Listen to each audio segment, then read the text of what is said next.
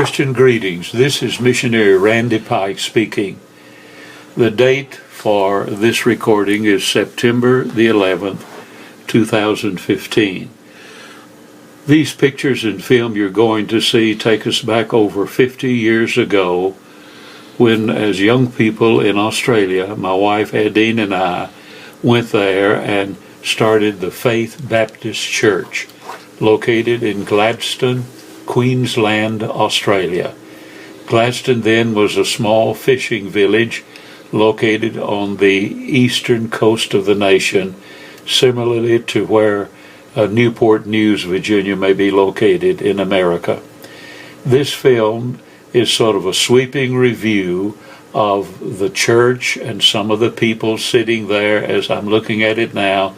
Most of those people, the older folks, are dead and already in heaven. I guess the most exciting thing about this is the baptism that you'll be seeing in just a moment. I think there are two different baptisms put together by the late Ernie Jansen. The story of Mr. Jansen making these is quite interesting. His wife and daughter Lorraine and son-in-law David and granddaughter Sandra came to Christ. I visited Ernie and tried to witness to him, and he was very courteous. Being an unsaved Anglican, he said, "No, I have my religion, I'll stay with it." When we were going to have the baptism, he called me and asked me to come to his house. I did, and he said, "Mr. Pike, do you mind if I film," now they use the word film, "do you mind if I film the baptisms?" And which he did, and in fact these pictures you're seeing, Ernie made those. And during the filming of the baptism, he got under conviction and came to a saving knowledge of Christ that night.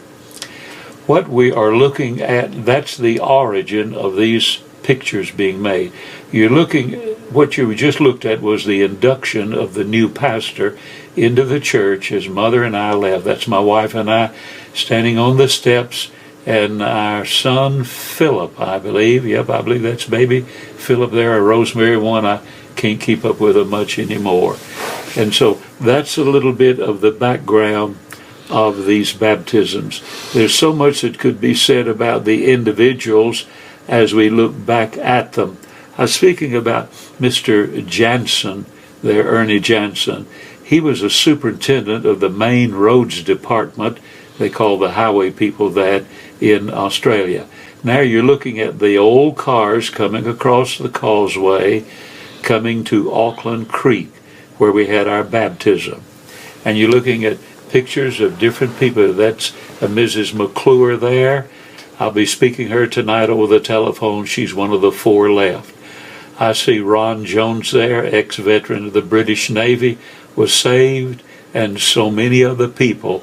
I see David Chapman, David and his twin brother, that's Ron Jones there. David and his twin brother were saved. His twin brother's a pastor now in Sydney.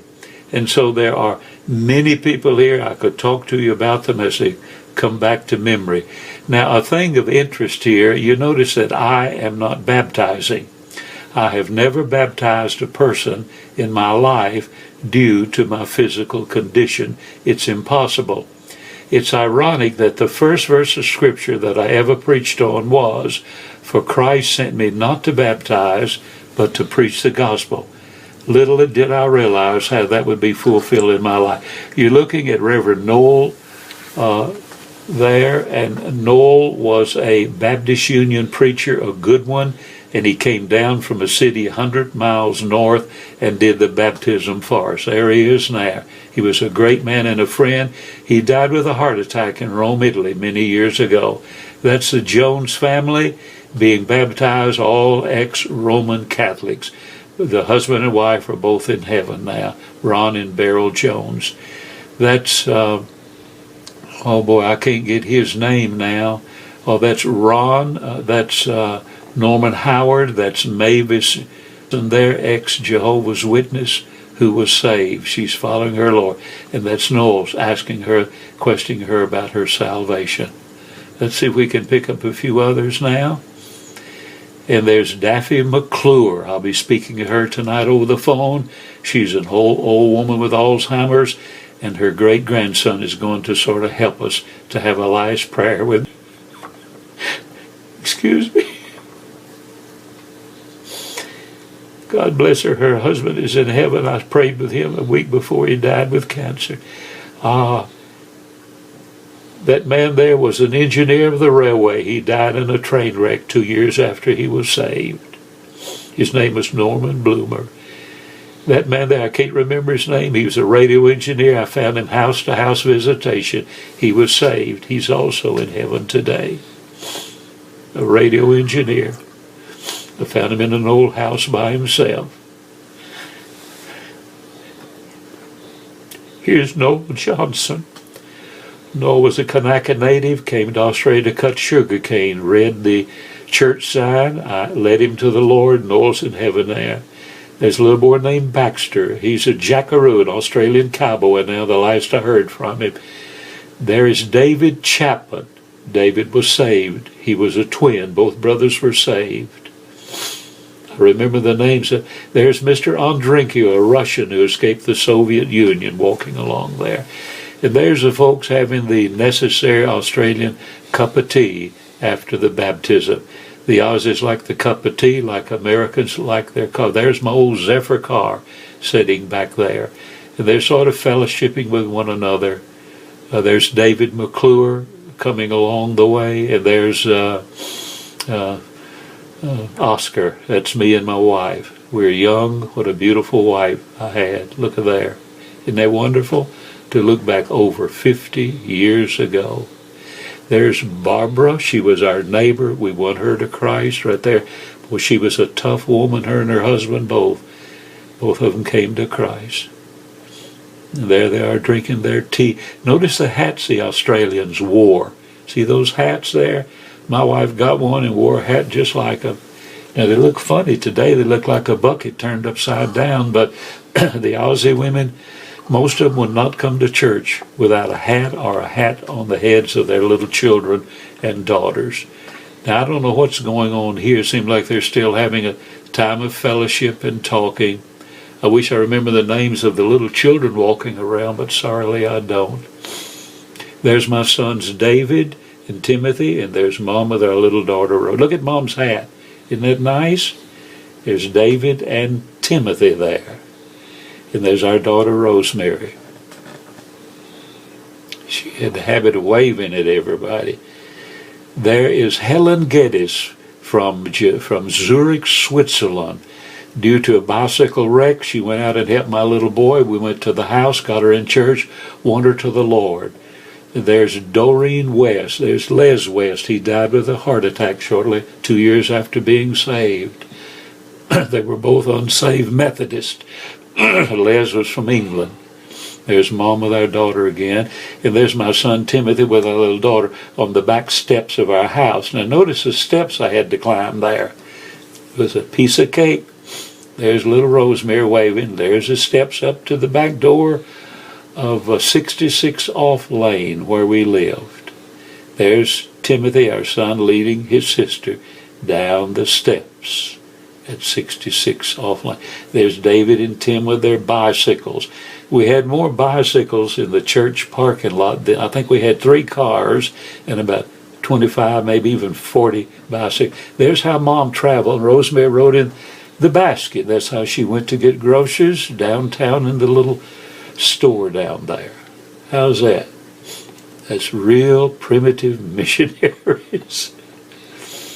I don't know who this is. That's David acting the clown as usual. That's a CWA hall where we had meetings. We met in that hall. CWA means Country Women's Association. That's the only group that didn't allow drinking, so we rented their halls. There's Les West again, the man from England. Derek Forrest, converted Jehovah's Witness. There's the Chapman twins. They were really great kids. Their father died. I could never do anything with the mother. She's gone now. There's the old CWA hall in Gladstone, Queensland, Australia. Many people have come to Christ. There's the Pike family, and that's our little son Philip. waving at us. Philip had his 50th birthday today. And there we are leaving, and we're heading out bush 1,500 miles to start our next church. And that's it. And signed a contract to put an article in it for 1 year. And everybody in the town read it, and the priest read it. And I came in from the hospital late one night, and there was a knock on the door. Mom and I were in the bedroom singing hymns. And I said, Mom, I didn't feel the house shook when you went up. And went there, and there stood the priest. You know what he said? He said, are you the Reverend Pike? I said, yes, sir. He said, I'm Father Taranto, second in charge of the Catholic Diocese. He said, I've come to see you. I read your article. I want to talk to you about why you're so sure you're saved. I put an article in there, how to know you're saved. And that's where it started. Mm-hmm. And for 2 years, he was in and out of my house. Mom cooked meals for him. We were real friends. And eventually he came to Christ. Mm-hmm. Yeah. I asked him one time, I said, John, how did you become a priest? He said, I was captured by the Japanese in the war. They'd come and pull a fingernail out if I didn't give them certain information. He said they'd pull the next one out. And he said, I'd be in a Catholic. I promised the Holy Virgin if she would save me, I'd be a priest. Now that's the providence of God getting him saved years and years later. That's the story of how he became a priest.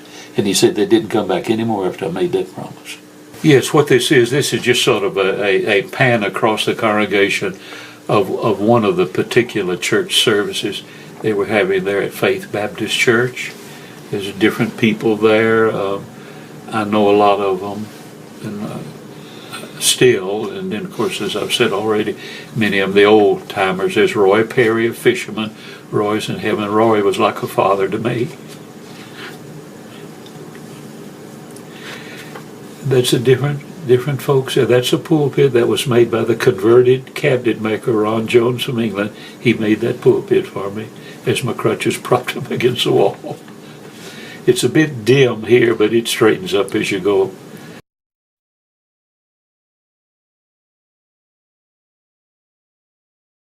Now, who that lady is playing, I call it the ding-dong, xylophone, I think. Who she is, I can't remember her name. Yeah. There's Melva Brody over there. Her husband came to kill me and was saved. Her husband was a gambler and a fighter in the town. There's a picture of the church. There was an old school building. There's one of the few cars in our parking lot up and down the street. I don't know who that man is attending the door. This is apparently a Sunday morning service. We had a lot of builders and carpenters in the church. There's Norman Howard leading singing. He's one of our builders. Norman and Mavis visited us about 3 years ago. He's a very sick man now. They were great people.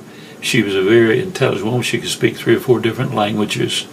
Norman and Mavis Howard. And there's Dr. Bottlestopper there. That pulpit has so many memories attached to it. It's amazing how you forget these things and you see the object or the image and the subconscious turns all these things out and you can... That man there's being inducted. He was the pastor that took my place when we left to go out into the desert in Alice Springs to start our second church. There they are. And I'm instructing the men how to come around and lay their hands on him. You can see some of the men here. There they are. There's some of the men in the church. I ask those who want to do. I didn't lay it on anybody. That's what you have to do. You're people in a foreign field. You don't lay it on them. You ask them if they will. There's Roy Perry. What a great man Roy was. I call him my Australian father. And this is at the end of a service. I don't know which service. We're at the door just sort of greeting the people. There's my lovely wife. Having a little fun with the kids. And there's Dez and his wife and children, the new minister that took the church. He was a professional mechanic. And there's the cars coming across the causeway. Now, at this baptism, I learned years later that there was a Roman Catholic priest setting off somewhere in a pickup truck with binoculars watching the baptism. Now, I knew that priest. He had read an article I put in the little village newspaper about how to know you were saved. He came to my house. He'd always come to my house late at night so the neighbors wouldn't see him. And he came late at night. That developed into a friendship. And I gave him the gospel. We debated. We argued. In fact, I still have, Mom has in a scrapbook, some 16 letters that he wrote me debating while he was out doing his Catholic Church's work and whatever they do as one of the priests. And anyway, watching that baptism coming to my house after we left Gladstone 3 years later, that man came to a saving knowledge of Jesus Christ. And then, of course, he had to leave town and he went over to New Zealand. He was an older man and he's dead now. He told me how he became a priest. He was captured by the Japanese during the war.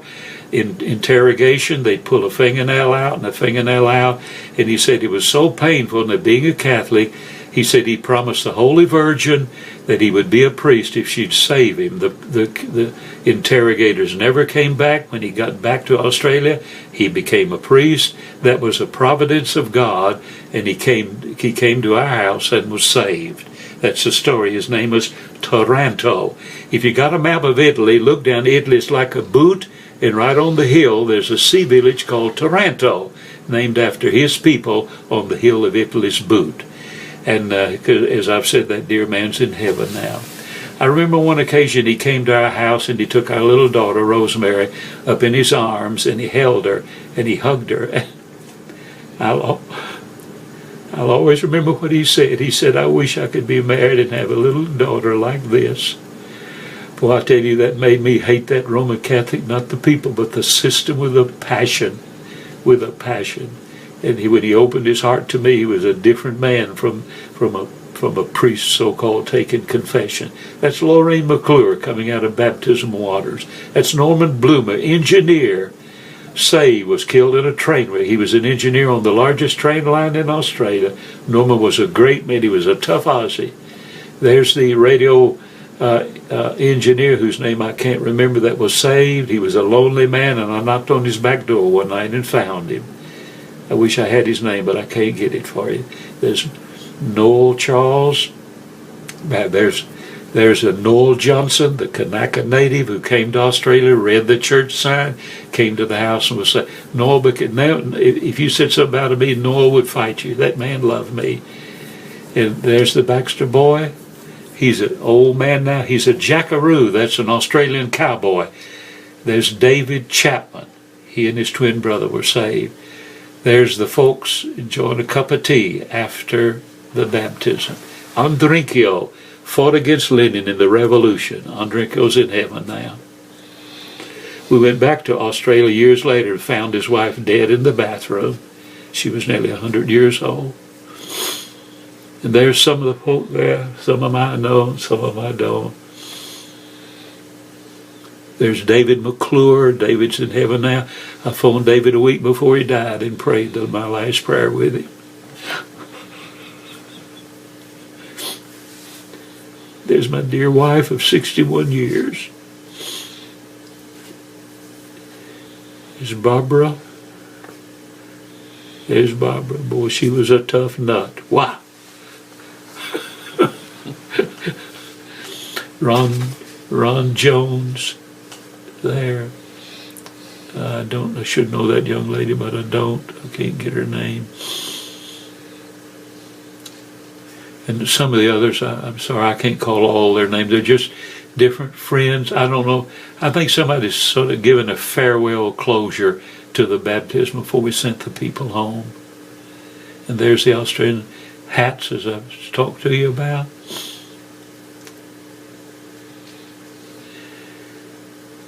There's my two boys, David and Timothy, my little young daughter. Rosemary took her first steps in Brisbane, Australia, in the old Temperance Hotel. Temperance means they didn't drink in that hotel. And that hotel doesn't exist anymore, obviously. There's Helen Geddes from Zurich, Switzerland. Her dad was a Reformed preacher in Zurich, got disgusted with the church, backslid, came to Australia with his whole family. Helen was a little girl, 3 years old, and we found Doreen West, Les West. We found Helen and won her to the Lord. I tell you, she was the most faithful woman I have ever known in my life. 28 years she went down on an island and started a Sunday school and stayed with that Sunday school for 28 years. There's Timothy, my son, with my daughter Rosemary. I think I've gone over this, and that's the back of our head. There were more steps at the front. You see there, Brucey, how I could climb those steps on those crutches? Didn't make any difference. Today I can't get out of the wheelchair. It's amazing that you can climb those. I know, I just went right up them. And the bathroom was under the house. And when you turned the water on, there were frogs all over the ceiling. They jumped down in the water with your green frogs. Oh, wow. You had to dip the frogs out. Timmy was in the bath, and the frogs jumped out and jumped in, and he jumped out and took off. we had to stop him. There's somebody holding one of our children. There's David, clown, and he's a clown. There's the old CWA hall where we had our meetings.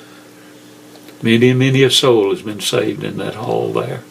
It's still going. CWA's Country Women's Association, that was a sort of a women's association in every town and every village in Australia. The Chapman twins, there's the CWA hall from the side. Now, no air conditioning and no heat in any of the houses. In the summer it gets hot, you just sweat it out. In the winter it gets cold, you just freeze it out. Same in South Africa when we went there. No air conditioning and no heat. And air conditioning was almost unheard of. Now there's our old Zephyr car. We're leaving, going to Alice Springs to start the second church. Let me tell you the story of how we went to Gladstone. When we landed in Australia, we landed in Sydney. And Brisbane was 1,500 kilometres north. Sydney was the capital of New South Wales, the state. And we landed there. We went through customs and had to have a couple more injections. And there was an Australian doctor, a big, tall man. Then we were very tired. I asked the doctor, I said, is there a motel close? He said, yes, I'll book you a room. We got an Australian taxi, went up to the motel, went into the motel. It was all single beds. Now, the current in Australia is 250, everything. There's no electrical plugs in the bathrooms or no electricity allowed except a light on the wall.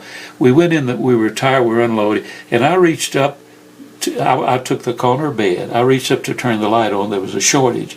250 volts went through my body, my steel braces, hit the concrete floor, knocked me up in the air, over on the bed and rolled me over.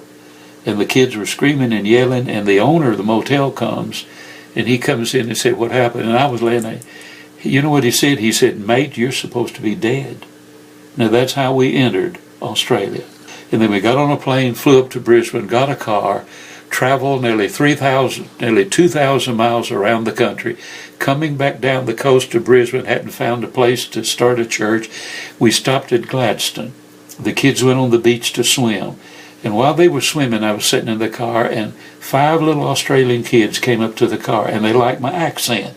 And I kidded with them and laughed with them, and we talked. And one of the Australian little girls, we have pictures of all this, one of the little Australian girls said, Mr. Yank, why have you come to Gladstone? And I said, well, why have you come to Australia? I said, we have come to Australia to tell people about Jesus. She didn't say anything. Mom came, and they got in the car. And we started to leave. And she said, wait, Mr. Yank. And she ran over. Of course, the steering wheel's on the other side, and she put her hand on my arm. She said, Mr. Yank, will you come to Gladstone and tell us about Jesus? And that's how we started the first church. I said, honey, I'll be back. 4 weeks later, we were back. And that's how we started. And we have pictures of those little girls today. Yeah. That same girl, 3 of them were saved, the others weren't, we couldn't do a thing. That same girl today is her grandmother, and her son is in the church. Her name is Carol Smith. That's her name. Our first convert was a man on the beach. I went down with a mom and the kids one day. There was a little orange house trailer there, a piece of junk, and there was a man. Then I went and began to talk to him, and I lost his name. He was sitting. I said, "How are you?" He said, "Are you an American?" I said, "Yes." We talked. I said, "What are you doing?" He said, "We were stranded," and said, "We're very hungry. We haven't eaten in a week." And I said, "Excuse me." We got in the car. Mom and I went and got a bunch of groceries and brought them back. And I didn't know that a family was watching us out of the window in one of the houses doing that. And they came to the church. And I won that man to the Lord and his wife to the Lord.